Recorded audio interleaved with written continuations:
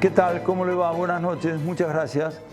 Otra vez para estar con todos ustedes hasta las 10 de la noche, aquí en el canal, tratando de llevar adelante, digamos, con testimonios, situaciones que se plantean hoy por hoy en la vida de todos y cada uno de nosotros. Primero, va a estar dentro de un ratito nada más el doctor Jorge Pazzi para hablar de economía de este momento actual, no solamente, claro, de la Argentina en particular, sino estableciendo algunos contactos, algunas relaciones en el contexto internacional, en un mundo que está claramente patas para arriba.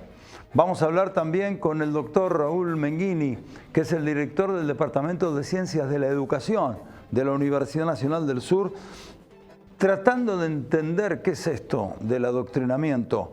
Proyecto de ordenanza o ordenanza aprobada el último día, el jueves pasado, la semana pasada, en el ámbito del Consejo. Y por último va a estar aquí la doctora María de los Ángeles Rosón, Integración Ciudadana, movimiento que arrancó allá con Goskov y muchos otros en el 2007, que tuvo un momento de muchísima presencia electoral, que disputó la posibilidad de la intendencia, hoy está tratando de encontrar o de reencontrar su rumbo y estableciendo aparentemente algún tipo de alianza con algunos otros sectores como el radicalismo, pero mejor lo cuenta ella.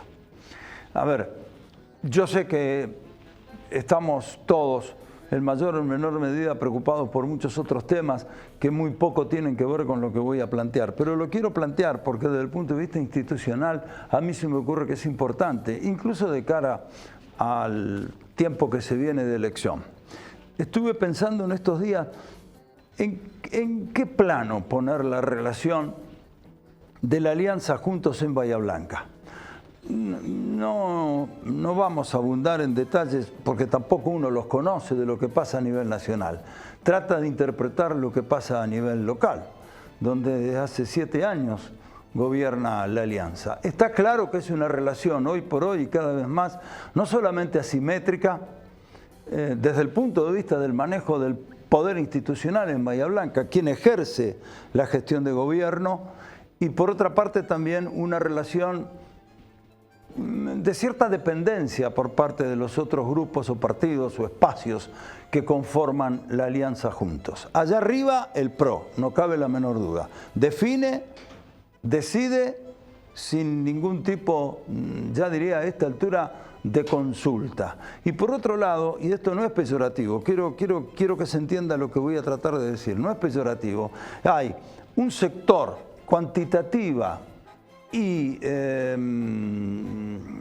el punto de vista de la cantidad, cuantitativa y cualitativamente, que no tiene nada que ver con el volumen específico que tiene el radicalismo y que se reconoce, estoy hablando de la coalición, en el liderazgo del contador de Leo, y por otro lado sí un partido con historia, un partido con presencia popular desde hace más de 130 años, que la verdad, debo decirlo una vez más, ya lo dije muchísimas veces, sigo sin entender cómo todavía está ahí. Obviamente, lo que estoy diciendo se puede o no se puede compartir. Pero además hay acontecimientos que me hacen volver a preguntar esto. La semana pasada, los concejales del radicalismo, los 4, votaron de alguna manera sin chistar respecto del adoctrinamiento en las escuelas, sin que todavía los propios autoras, al menos en mi opinión obviamente, de ese proyecto transformado en ordenanza por mayoría alcancen a explicar de qué se trata, cuáles son los fundamentos para, diríamos, decidir una cosa de esa naturaleza. Y los 4 radicales que han hecho de la educación y de las cuestiones populares todo el basamento de su historia político-partidaria como partido de masas originado allá a comienzos del siglo pasado, no termino de entender. No termino de entender tampoco por qué se sigue estando ahí cuando incluso desde el proyecto impulsado por los propios radicales, como es el de ficha limpia, se dejó trascender que varias de las objeciones del proyecto original, de las correcciones que se instrumentaron sobre el proyecto original, fueron justamente porque se plantearon desde la comuna, con puño y letra del doctor Streichtenberger, que es el secretario de gobierno. Entonces, vuelvo a la pregunta inicial. ¿Cuál es el plano de la relación político-institucional? Yendo específicamente ahora al PRO como cabeza del vértice de la gestión de gobierno en Bahía Blanca y la Unión Cívica Radical, que a veces pareciera, a través de algunos de sus protagonistas en los últimos tiempos, pretender dar un paso, entre comillas, independentista, y de pronto pareciera quedarse conforme. Porque además uno tiene que preguntarse también, hoy por hoy, ¿quién es o quiénes son o quién es el que ejerce o la que ejerce el liderazgo en la Unión Cívica Radical? ¿Silvina Cavirón? ¿Juan Pedro Tunesi? ¿Juan Pablo Bailac? ¿Elisa Quartucci y el grupo Bahía Blanca, Grupo Hospital, como se le dice? ¿Salaverry, Álvarez Porte? ¿Quién es? La verdad, yo sé que este no es un problema que incumbe a la gran mayoría, porque tenemos muchos otros problemas en Bahía y por sobre todas las cosas en el país. Pero no deja de ser interesante tener una mirada en un momento en que tampoco se entiende por dónde transita la gestión de la política en Bahía Blanca. Ya volvemos.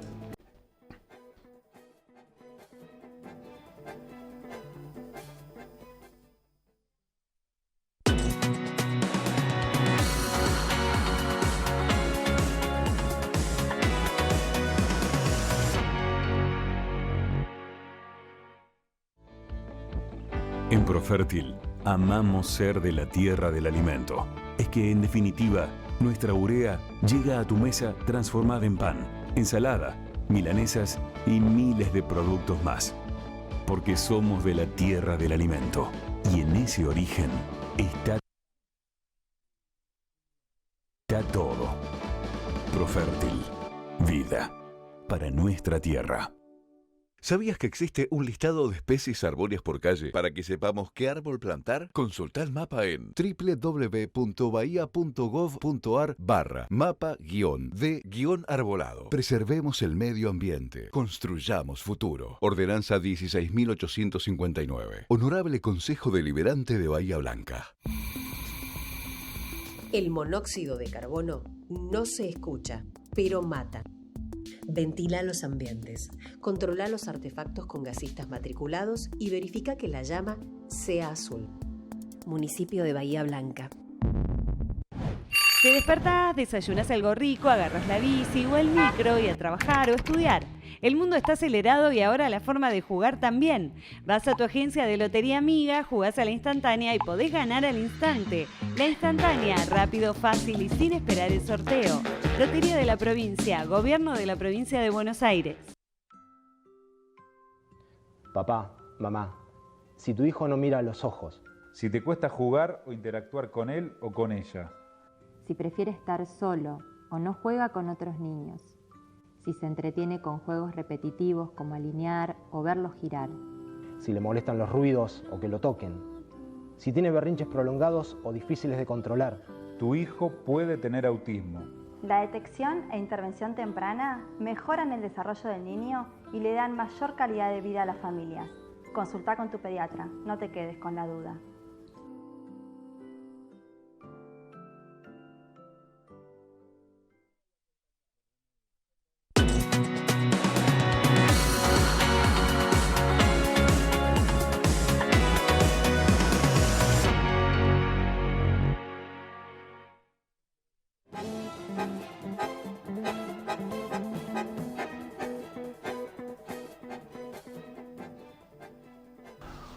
Bueno, como decíamos en el comienzo del programa, está con nosotros el doctor Jorge Pazzi, doctor en Economía. ¿Cómo te va, Jorge? Bien, muchas gracias por la invitación. No, a vos por haber venido. A ver, lo vamos a presentar. Por supuesto, mucha gente ya lo conoce, lo ha escuchado, lo ha leído. Nació en Bahía Blanca en el año 1949, hizo la primaria en la 2, la secundaria en el Colegio Nacional, se recibió de contador público en 1975, se doctoró en Economía en los 90, dio clases, fue en la UNS, fue investigador de la UNS durante 30 años, ¿estás jubilado? Estoy jubilado. Bien. Director de promoción del desarrollo en su gestión política durante 5 años del gobierno de Jaime Linares, casado, 3 hijos, 4 nietos, y lo que lo identifica plenamente es que es hincha de Boca. ¿No? Yo no te... No, yo lo puse. No, esos datos no, pero yo lo puse. Bueno, ¿por qué nos cuesta tanto domar la inflación? Dame una clase cortita y que lo entendamos todo. Mira, yo creo que porque viene de hace largo tiempo. Después te voy a dar una primera conclusión que tal vez te sorprenda, pero porque en algún sentido yo hago una cierta defensa de la clase dirigente en general y creo que hay responsabilidad de nosotros, la sociedad argentina. Nosotros tuvimos un periodo de alta inflación, de muy alta inflación desde el 75 al 91. Un solo año, el 86, el primer año completo del Plan Austral, tuvimos menos de 100. Todos los otros años de ese periodo que te acabo de decir, estuvimos en 3 dígitos. Bueno, algunos te acordarás, la CIPER, tanto de Alfonsín como la de Herman González. La de Menem, tal cual. Y después vino la convertibilidad. La convertibilidad tiene muchas cuestiones para poner para ser criticadas, en mi opinión. De hecho, si vos querés buscar el origen de la pobreza muy alta que tenemos, que en este momento no hay duda que comenzó con la convertibilidad, pero en materia inflacionaria, a un costo muy alto, había tenido un éxito que era que había quebrado esa inercia inflacionaria que persistió durante tantos años. De manera que la inflación que tenemos ahora es una cosa nueva. No tiene nada que ver con la que ocurrió en ese periodo que hablaba. Y yo te diría que ahí hubo una culpa del gobierno, en parte de Néstor y después de Cristina, y también de Macri, que en mi opinión minimizó el problema, no lo entendió, se refugió en el consejo de algunos economistas que tienen ideas muy firmes y muy ortodoxas en el manejo de la inflación, y esta volvió, con Cristina estábamos en un rango en la zona de 25%, y con Macri terminamos en la zona del 40 y pico % de promedio. ¿Y se puede cortar esto en algún momento? Sí. Digamos, porque hay cuestiones, a ver, nadie puede negar que hay cuestiones, como vos decís, imagino yo, de la estructura de la economía argentina, de la sociedad, de la economía, de las decisiones que se toman en un contexto internacional. Hoy, absolutamente duro, y voy a ser muy poco académico, pero muy despelotado. El que no entiende que estamos en un mundo absolutamente despelotado no sabe dónde está parado. Lo que no justifica lo que nos pasa. Acá tenemos, entonces hay causas endógenas y exógenas. ¿Y qué hacemos? En primer lugar te diría que si me preguntás, y parafraseando a James Carville, aquel famoso consultor político de Clinton, es la economía, es la política. Es la política. ¿Es la política, estúpido? Hoy... Pero ¿se puede separar, Jorge, la política de la economía? Sí, bueno, es que hay un problema. En este momento tenés una pelea a cielo abierto en el interior de la coalición gobernante, que parece que se tranquilizó estos días porque se asusta la política. De hecho, se asustó cuando la brecha llegó en el 2020 llegó en octubre del 2020, llegó otra vez a superar el 100%, Cristina hizo aquel famoso discurso en el que llamaba a arreglar con el fondo y demás. Vino un shock ahí, un pequeño, aumentó la soja, trascendió que el Fondo Monetario Internacional iba a transferir los derechos especiales giro, y otra vez la política se sintió. Yo, antes de seguir, quiero decir, coincido absolutamente con aquellos que dicen que la economía tiene que estar subordinada a la política. ¿Por qué? Porque todas las decisiones en materia económica afectan a gente, hay ganadores y perdedores. Es justo entonces, en mi opinión, que tomen esas decisiones los que están ahí por el voto de la gente. Esto no quiere decir que no me parezca que hay algunos que extreman esta explicación y dicen, bueno, la economía no debe depender, la economía es esclava de la política. Y ahí me parece que pierden de vista que a una cosa aún tan horrible como la esclavitud hay límites. Un esclavo que no duerme no puede trabajar, un esclavo que no come no puede trabajar. Entonces, el consejo técnico no es ocioso, pero la decisión, otra vez, siempre debe recaer en la política. Ahora hay un problema, en este momento me parece que hay un problema de aceleración por falta de credibilidad. Lo primero que tenés que hacer para parar la inflación es hacer un anuncio rimbombante. Como decía uno de mis grandes profesores, Roberto Frenkel, no podés hacer política antiinflacionaria en secreto.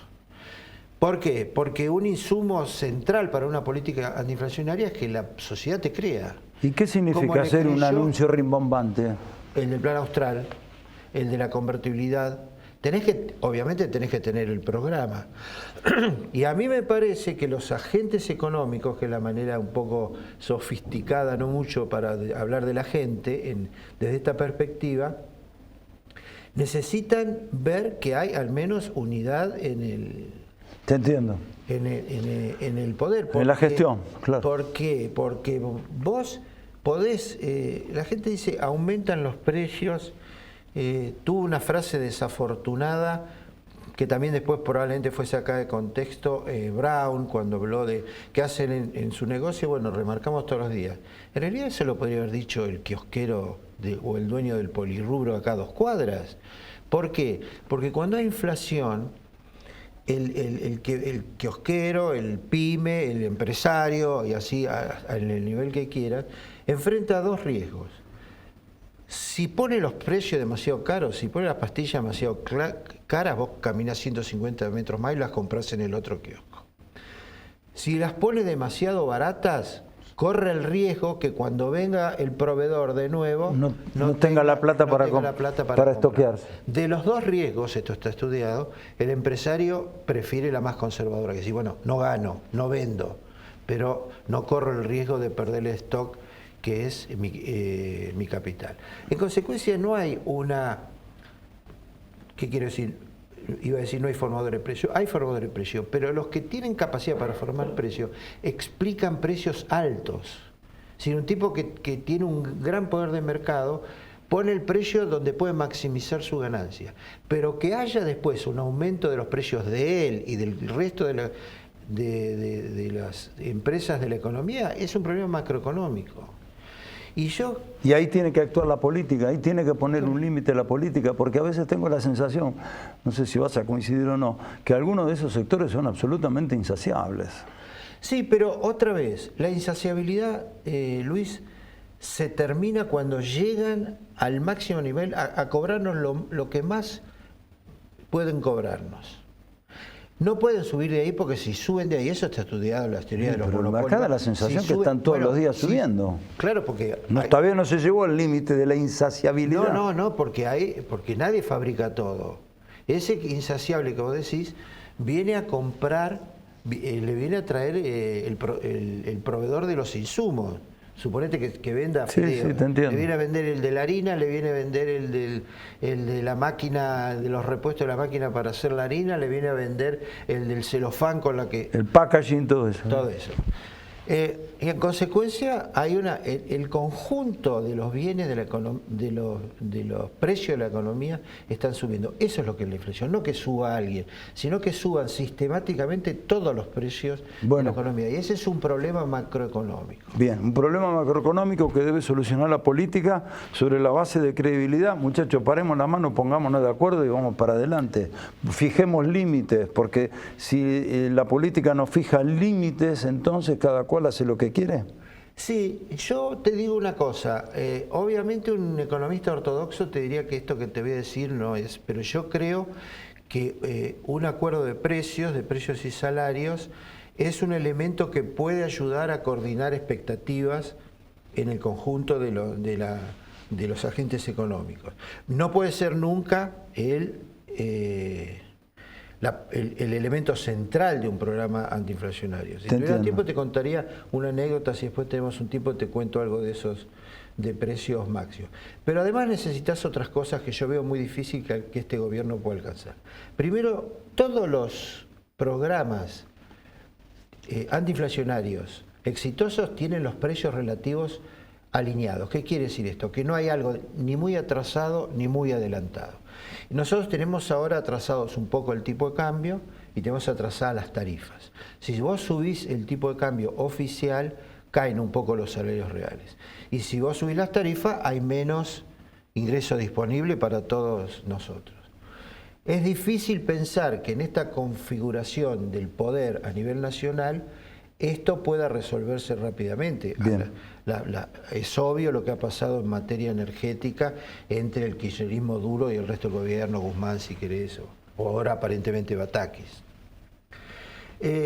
Ahí tenés un problema. Otra cosa que necesitas es tener reservas internacionales o acceso a los mercados internacionales. ¿Por qué?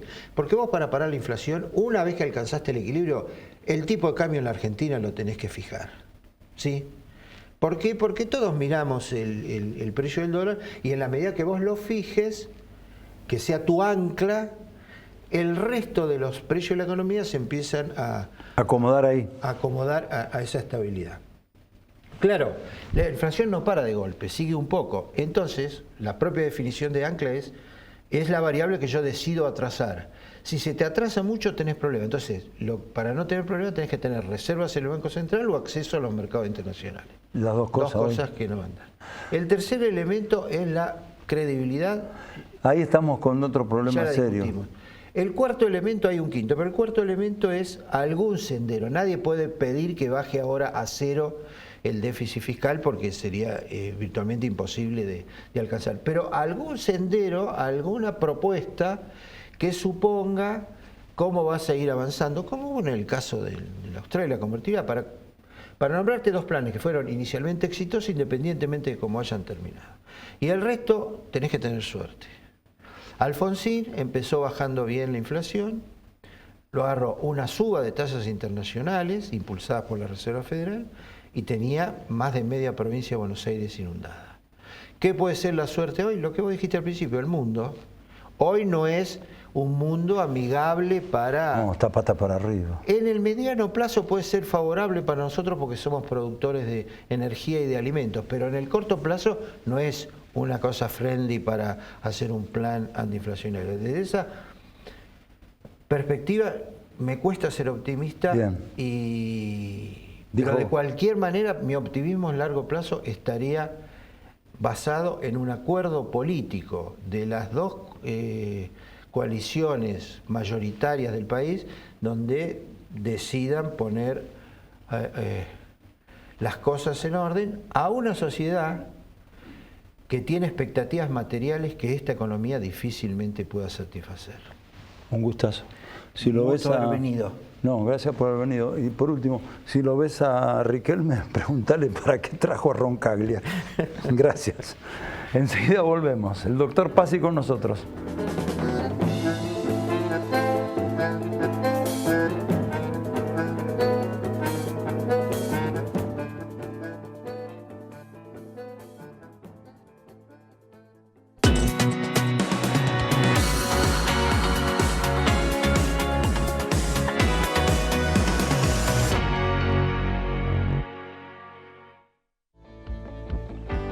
Profértil, amamos ser de la tierra del alimento.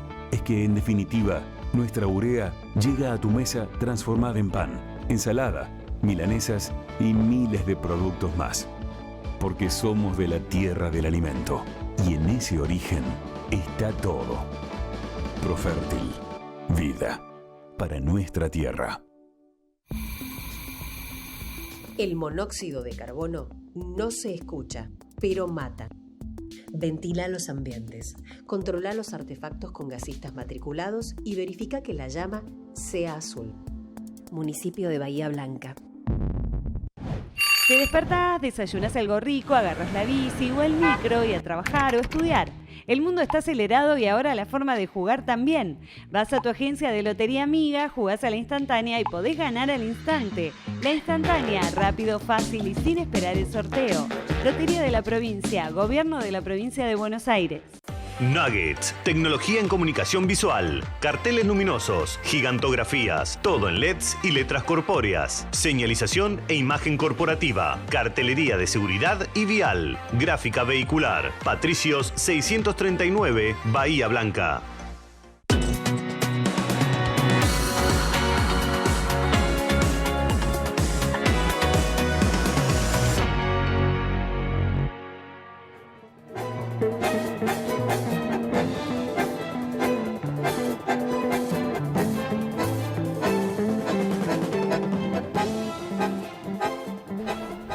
Bueno, y como decíamos también en el comienzo, está el doctor Raúl Menghini, es el director del Departamento de Ciencias de la Educación de la Universidad Nacional del Sur. Un gusto, Raúl, ¿cómo estás? ¿Qué tal? Buenas tardes. Menghini, apellido de Serri. Sí. De Serri, de la zona de Quintas. De la zona de Quintas. De Saucechi. Menghini, Bisani, el Cholo Fernández, todo ese sector, sí. ¿No? Todo ese sector. Una de las ramas. Cuatrero Viejo. Cuatrero Viejo, sí. Exactamente. Bueno, vamos a presentarlo a Raúl y después vamos a conversar. Nació en Bahía en 1961, la primaria en la escuela 17, la secundaria en las escuelas de la UNS, doctor en Ciencias de la Educación, hizo una maestría en la Universidad de Luján, el doctorado en la Universidad de Granada, en España. Actualmente es director del Departamento de Ciencias de la Educación de la Universidad Nacional del Sur. El otro día hablamos por radio y te convocamos, digamos, ¿qué visión tenés de esto del adoctrinamiento? Aprobado el otro día en el ámbito del Consejo por mayoría. Aprobado, sí, si bien hubo una gran movilización de parte de los gremios docentes y distintas agrupaciones que se expresaron en contra, bueno, finalmente fue aprobado, entiendo que tuvieron la mayoría de los votos, así que es una cosa muy discutible. Yo estaba releyendo un poquito el proyecto. Podríamos decir, en principio, ¿quién puede estar en contra de que no se adoctrine? Yo creo que ningún docente buscamos adoctrinar. Ahora, otra cosa es prohibir la expresión de ideas. Recién escuchaba acá al compañero de Economía, ¿no? Y yo digo, y recordaba mi paso por la Escuela de Comercio, ¿sí? En materias de economía, de administración y demás. Continuamente uno expresa, el doctor acá en Economía decía, desde un posicionamiento ortodoxo dirían tal cosa. Él aparentemente no sería ortodoxo, inclusive dijo, para mí está por encima la política, o la economía debe estar subordinada a la política. Claro. ¿Sí? Y hay otros que dicen totalmente lo contrario, ¿sí? Y entre los docentes, obviamente, porque trabajamos con contenidos que tienen que ver con la realidad, con la vida social, natural y de todo, también tenemos posicionamientos. Entonces, ¿cuál es la delgada línea para decir que alguien está efectivamente adoctrinando? ¿Sí? Porque también los adolescentes, fundamentalmente, sí, pero los más chicos, siempre piden el posicionamiento de uno frente a cualquier tema que pasa. ¿Sí? ¿Y a vos qué te parece? ¿Qué pensás sobre? ¿Por qué? Porque también se están haciendo de un sistema de ideas, de pensamientos, quieren tener posicionamientos, escuchan a sus padres, a sus abuelos, a van sus armando amigos, su propia estructura. Leen lo que pasan por las redes sociales, eventualmente los medios de comunicación, y quieren tener de parte de los docentes también su opinión. Entonces, cualquier opinión podría ser tildada de un acto de adoctrinamiento. digo, me parece que es una exageración. El proyecto decía que han habido casos de notorio, en realidad fueron notorios, me parece, porque se viralizó por las redes sociales. Pero si uno tiene que decir efectivamente cuántos casos... No solamente por eso, sino porque se le dio manija a través de los medios. Bueno, claramente. Sí, y ahí también hay un adoctrinamiento. Claro, ¿no? Porque parecería ser que los medios no adoctrinan, las iglesias no adoctrinan, todo es... A ver, la educación es un acto político. Como tal, la ideología está impregnada. Y vos me dijiste el otro día por radio, creo que fuiste vos, sí, me quedó grabada esa frase, me dijiste, no es neutral. Obviamente que no es neutral. Frente a todo contenido, siempre tenemos algún posicionamiento, ¿sí? No sé, hace poquito salió el tema de esta posibilidad de explorar petróleo por aquí cerca de Mar del Plata, offshore, sí, sí, o aquí cerca de Bahía y demás, sí, ¿sí? Bueno, como un proyecto de, no sé si es de YPF o de quién. Sí, está YPF con una empresa, creo que sueca o algo. Frente a esa aparecieron los defensores de ese proyecto porque va a traer dólares y qué sé yo, cuántas cosas más. Y otros que, bueno, cuidado con eso, porque... por el medio ambiente. El ambiente, lo que vamos a provocar, etcétera, etcétera, ¿sí? Y uno dice, bueno, ¿y está mal que tengan este tipo de posiciones? Son totalmente naturales. Unos toman posición por un lado, otros por otra posición distinta. Y se convive de esa manera y después habrá que ver qué pasa, si avanzan los proyectos, no avanzan los proyectos, cómo resisten, en tal caso, la resistencia que puede haber a esos proyectos. Sí, pero en principio es natural en temas, si es así, en temas productivos, casi del ámbito de las ciencias más duras, exactas, ¿cómo no va a ser así en el campo más sensibles de las ciencias sociales, de la educación sexual, ¿sí? Que trajo tanto para discutir y demás?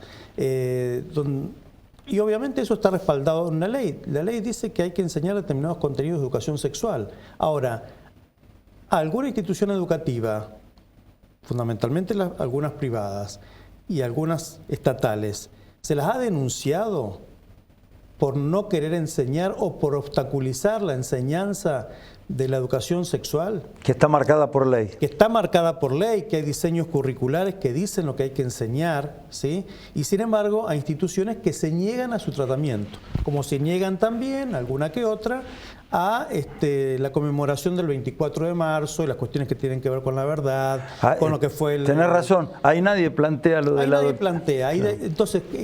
Parece ser que o también la pregunta sería, ¿esto también entra para que uno haga una denuncia sobre el adoctrinamiento de este punto de vista? Nadie fue a denunciarlo, ¿sí? Parecería entonces que hay cosas que están cargadas de ideología y hay otras como que son absolutamente neutrales. Y en realidad no hay nada absolutamente neutral, ¿sí? El posicionamiento de estas dos concejalas que han presentado ese proyecto, obviamente detrás hay un posicionamiento ideológico de ellas. Por supuesto. Sin duda, ¿sí? Que responderá un poco a los partidos que representan y a su formación, a lo que se quiera. Y nadie las va a denunciar porque piensen como piensen, ¿sí?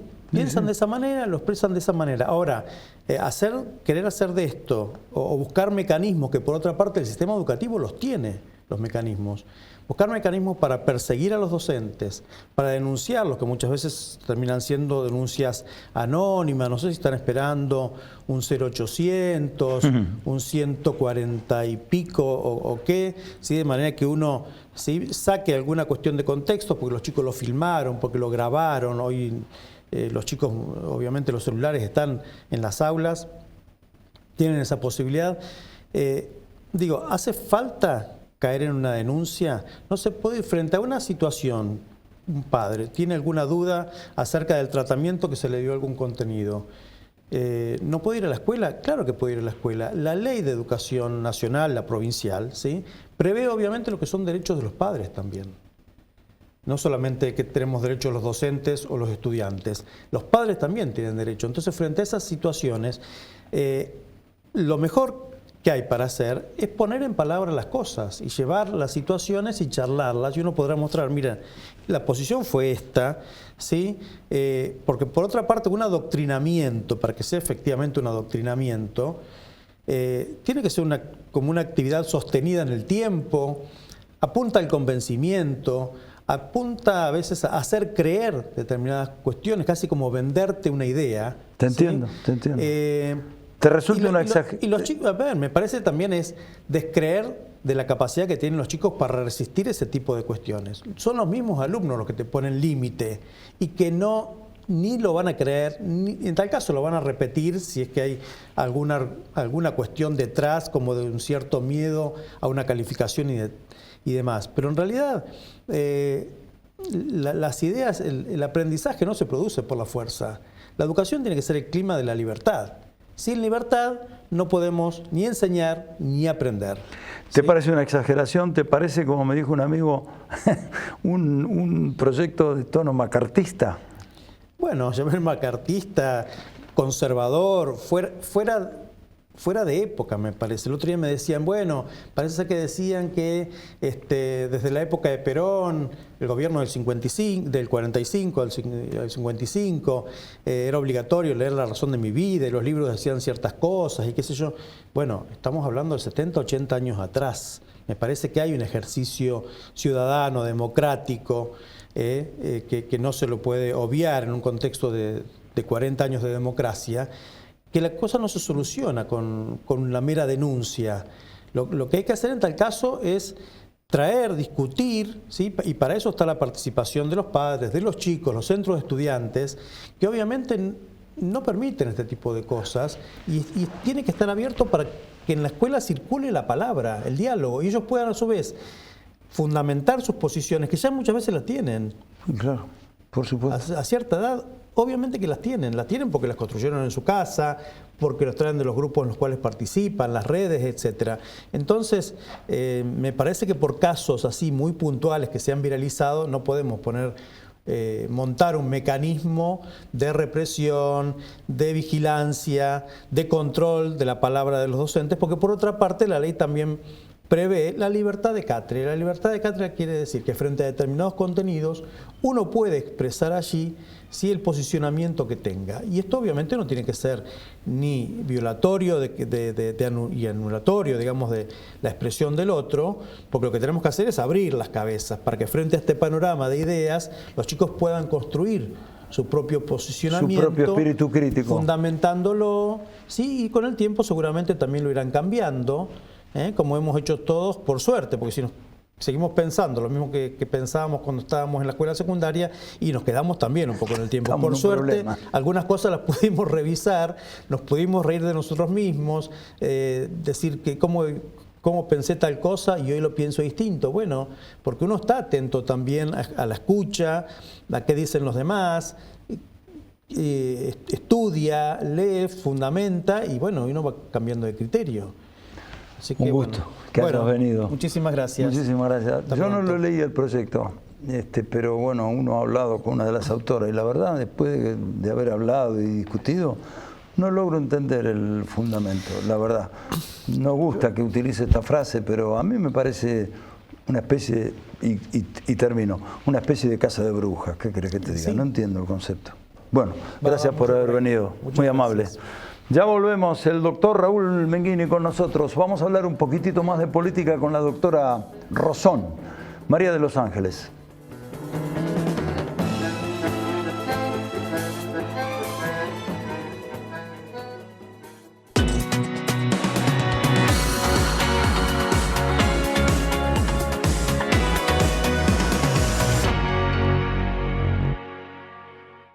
¿Sabías que existe un listado de especies arbóreas por calle? Para que sepamos qué árbol plantar, consulta el mapa en www.bahia.gov.ar/mapa-de-arbolado. Preservemos el medio ambiente. Construyamos futuro. Ordenanza 16.859. Honorable Consejo Deliberante de Bahía Blanca. El monóxido de carbono no se escucha, pero mata.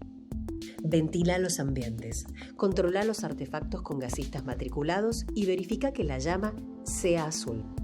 Municipio de Bahía Blanca.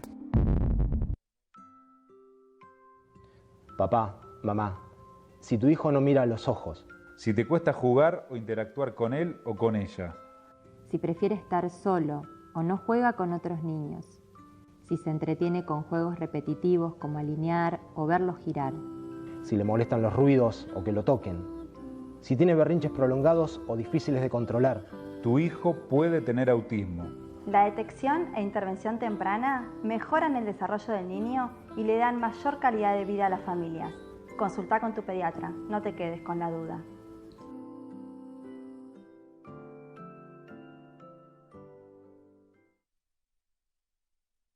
Nuggets, tecnología en comunicación visual, carteles luminosos, gigantografías, todo en LEDs y letras corpóreas, señalización e imagen corporativa, cartelería de seguridad y vial, gráfica vehicular, Patricios 639, Bahía Blanca.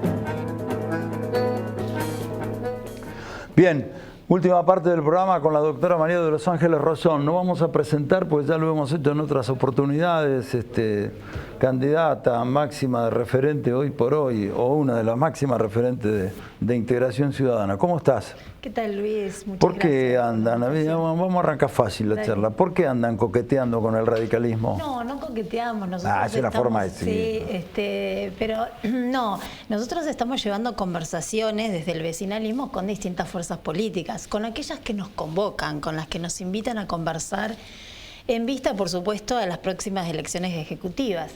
Y en esa instancia A ver, esto es importante. En estas reuniones que has tenido con referentes del radicalismo, Elisa Cuartucci, bueno, y no me acuerdo con quién más, ¿también estuviste con quién? Estuvimos con la gente del GEN. Bueno, con la gente del GEN. ¿Ellos te convocan o vos pedís la reunión? ¿Ustedes? No, nos han convocado. Siempre que nos invitan a reuniones, la verdad es que asistimos. Nosotros no hacemos una diferenciación en ese sentido. Hay otras fuerzas políticas que eligen con quién reunirse. La verdad que nosotros no. Tenemos esa escuela de Raúl Boscoff de esto, de dialogar, de poder escuchar al otro y también poder nosotros dar nuestro punto de vista desde el vecinalismo. Así que nos han invitado, pero no solamente esas fuerzas, nos han invitado algunas otras. Tenemos algunas reuniones todavía para hacer y ya programadas. Y bueno, expectantes para ver qué es lo que va a suceder para las próximas elecciones. Solos pero nosotros no iba a decir justamente bueno, yo te quería preguntar, porque paralelamente ustedes arrancaron, según vi en las redes el otro día, una campaña de afiliación. Sí. Solo ya se dieron cuenta que no se puede. No es que no se pueda. A ver, no descartamos ir solos. No solos como Integración Ciudadana, sino que creemos que está la posibilidad de que quizá armar un frente desde Integración Ciudadana como lo hemos hecho en otras elecciones. Es decir, Integración tiene una vocación frentista, o sea, la historia de Integración es así. Nace como un desmembramiento del Partido Radical, pero luego se suman otras fuerzas políticas, peronistas, de la parte de socialistas y demás, y después se arma un frente eleccionario, en muchas elecciones lo hemos hecho, eleccionario a los fines de las elecciones ejecutivas. Creemos que hay una lógica diferente en lo que significa presentarse a las elecciones de concejales, donde ahí el vecinalismo tiene más protagonismo, la gente tiene más posibilidades de cortar boleta. En nuestra experiencia ha sucedido eso. Hay más posibilidades de que te voten cada 2 años y no cuando elegís un gobernador, un presidente, un intendente. Exacto. A pesar de eso, en las últimas elecciones no hubo corte de boleta. Entonces, estos son datos que nosotros los tenemos que tomar y hacer análisis en base a eso. Y por supuesto que no descartamos y creemos posible esta idea de poder ir con un candidato propio, digamos, desde un frente. Pero también entendemos que hay una posibilidad de ir, de converger con otras fuerzas nacionales en la medida que haya una organización, en la medida que se respete la palabra integración ciudadana. Nosotros tenemos personería jurídica. No solamente eso, tenemos una historia, tenemos una visión de la ciudad que desde el análisis de la crítica podemos sentarnos con todas las fuerzas políticas de la oposición, inclusive, y estar de acuerdo. Ahora, en el momento de llevarlo a la práctica, la visión programática que tiene Integración Ciudadana y la visión de ciudad, bueno, allí hay que sentarse a hablar en temas transversales creo que podemos llegar a un acuerdo. Bien, eso es un punto importante, porque digo yo, esa vocación frentista está claro, desde el arranque en el 2007 de Integración Ciudadana, quedó claramente expuesta, hoy lo decía Woskov también en la radio, lo ratificás vos. La pregunta es, un frente pura y exclusivamente para una contienda electoral o un frente con denominadores comunes. Mirá, nosotros nos sentamos, charlamos, qué sé cuánto, pero entendemos que esto tiene que ser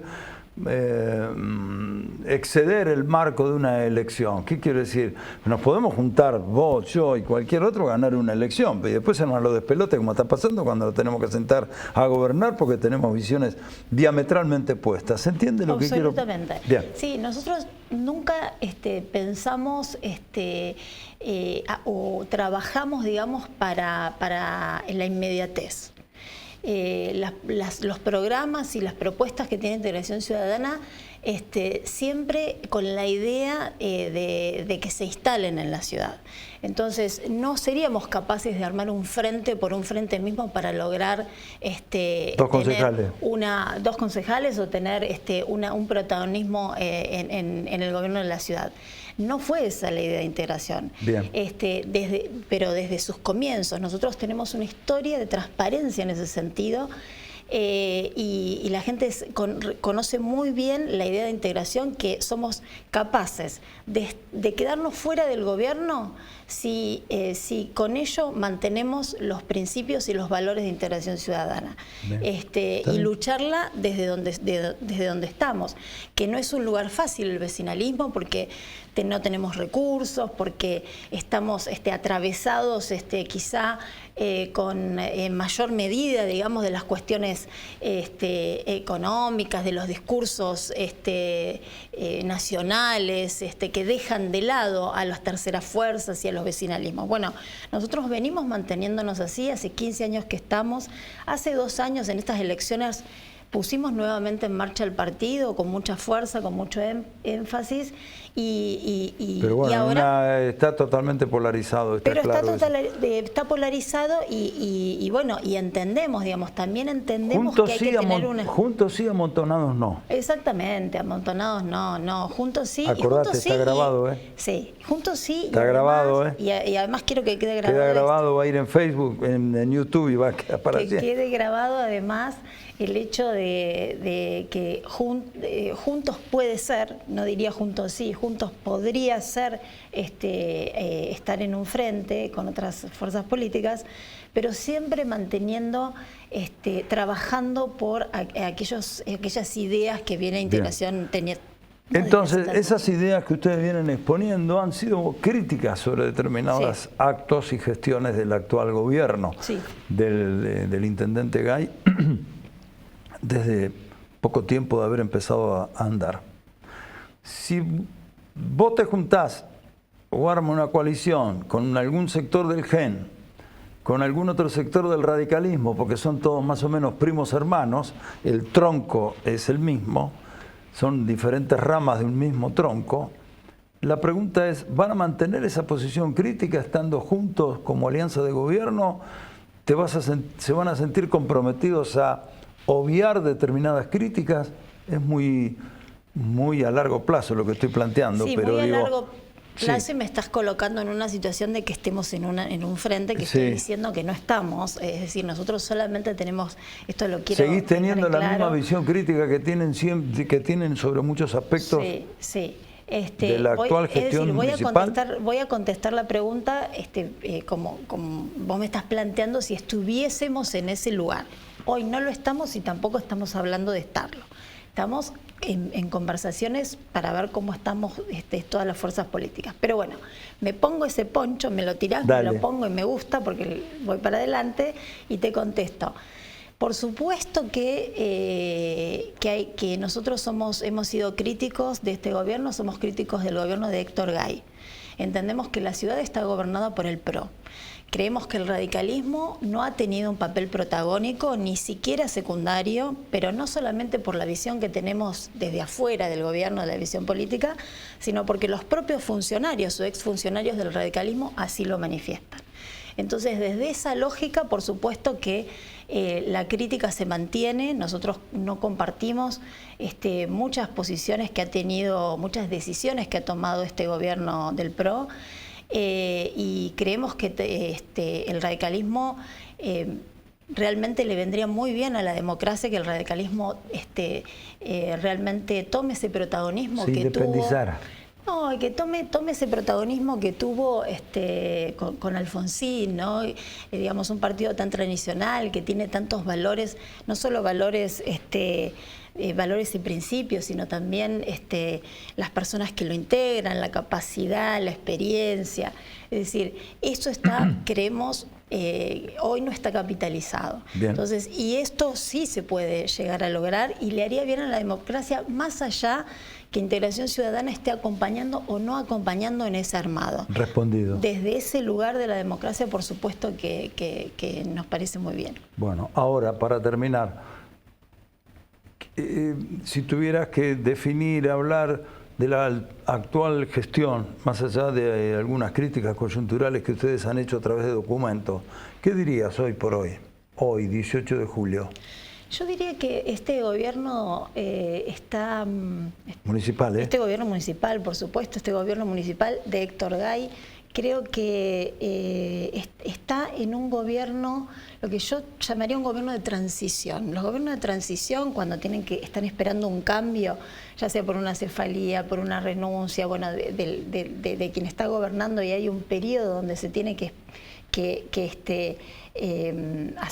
tiene que esperarse un transcurso del tiempo para un nuevo gobierno. Ese gobierno de transición generalmente no hacen nada los gobiernos, se mantienen en el poder, no toman ninguna decisión que haga que ponga en tela de juicio su actuación.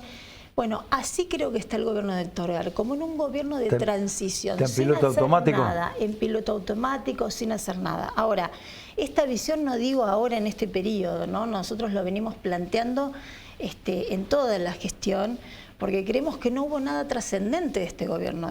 No hay nada, digamos, que haya hecho para Bahía Blanca. O sea, lo poco que se hizo tiene que ver más con una cuestión de maquillaje de las políticas públicas o cuestiones más bien superficiales, y no ha ido a la profundidad de las necesidades de Bahía Blanca. Pero por decirte algo, ¿qué se sabe de la infraestructura? ¿Cómo se ha modificado la infraestructura de Bahía Blanca? ¿Qué política de vivienda municipal? Y no estoy hablando de los programas nacionales y provinciales. ¿Cuál es la política de vivienda de Bahía Blanca? ¿Se sabe cuánta gente está sin vivienda? ¿Cuál es la política de empleo de Bahía Blanca de este gobierno? ¿Qué hizo? ¿Para dónde fue el gobierno? ¿Cuál es el resultado después de tantos años? ¿Cómo se ha ayudado a las pymes, a los comerciantes? Y no solo cómo se ha ayudado, ¿cuál ha sido el resultado de eso? Bueno, no sabemos nada de eso. Entonces, ¿cómo se ha gestionado los grandes temas del agua, por ejemplo, que seguimos? Hay obras que están licitadas y que se ha avanzado, pero desde otro lugar, porque la gente tuvo que salir a la calle. Entonces, esta diferenciación que nosotros venimos denunciando desde siempre, que se hacen políticas dirigidas a un sector de la población, a aquellos que mayores recursos tienen, a aquellos que pueden pedir una excepción en el Código de Planeamiento Urbano para hacer un edificio donde otros, si lo pedirían, no se lo darían. Entonces, esas decisiones dirigidas a ese sector se fueron profundizando a lo largo de este periodo. No hay además políticas de emergencia, eso lo venimos denunciando desde en un momento donde pasamos durante un periodo, en el peor momento, creo yo, de emergencia de la ciudad y del país, ¿no? Y del mundo por el tema de la pandemia. ¿Cómo se ha afrontado? ¿Cómo se ha afrontado todo eso? ¿Cómo se ha dado participación a la gente? ¿Cómo se respeta lo que dice la gente? Bueno, tenemos lo del arroyo, del arroyo Una Posta, por decir algo. Es decir, en cada política que uno analiza, seguimos siendo críticos en ese sentido. Integración no es crítico para desalentar al gobierno o desacreditarlo. Digamos, para desacreditarlo o para tomar protagonismo desde la crítica. En cada tema que venimos denunciando, nosotros venimos haciendo el proyecto, presentamos y trabajamos en el gobierno en ese sentido y presentamos proyectos. Lamentamos que, digamos, que esto no se tenga en cuenta, que nunca nos haya llamado, tampoco nunca nos hayan llamado para conformar un comité de emergencia, por ejemplo, donde se podrían haber llamado a distintos sectores para afrontar determinadas situaciones de la ciudad.